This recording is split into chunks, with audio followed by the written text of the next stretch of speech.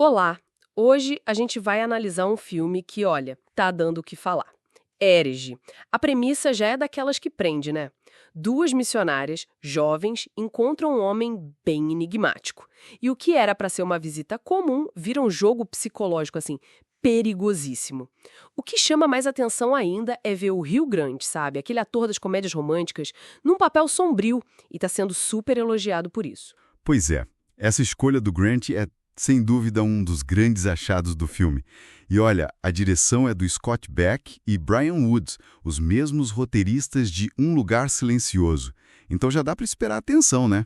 O filme usa esse suspense todo para tocar nos pontos bem delicados: fé, manipulação, até onde a gente vai para sobreviver, sabe? Nossa conversa hoje vai focar um pouco nesses elementos da trama e, claro, na performance do Grant, que está muito marcante. Legal, legal. A trama começa como? Temos as missionárias, a irmã Paxton e a irmã Barnes, chegando lá na casa do Sr. Reed, que é o Hugh Grant. Ele recebe as duas com uma certa cordialidade no início, mas que rapidamente mostra uma outra face, bem mais sinistra, certo? Exatamente.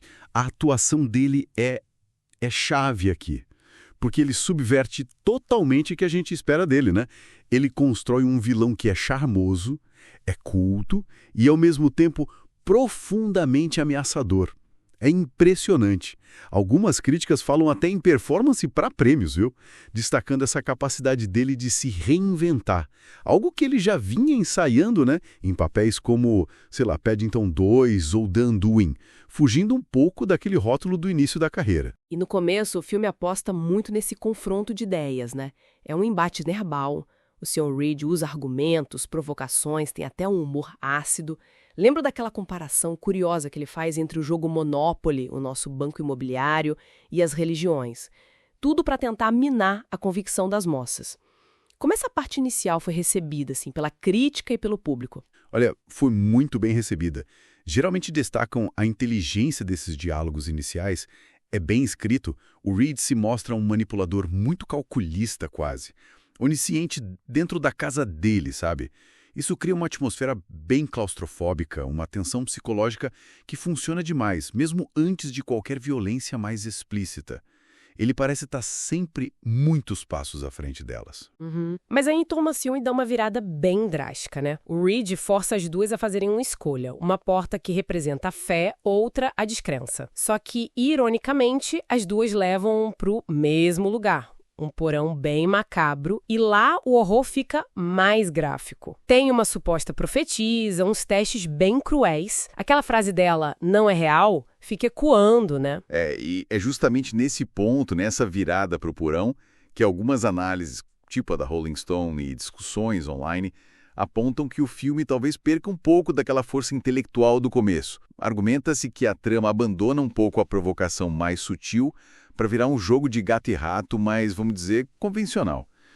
Com isso, talvez sacrifique um pouco da imprevisibilidade que estava tão interessante no início. É uma crítica que aparece, sabe?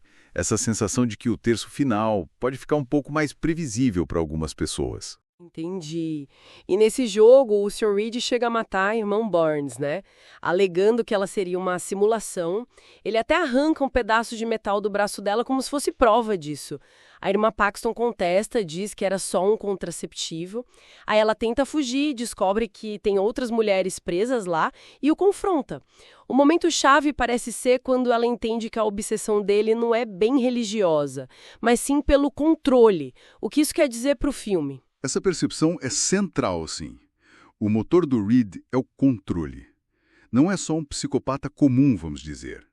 Ele personifica o fanatismo levado a esse extremo, a necessidade de dominar a realidade e a crença do outro, manipular tudo.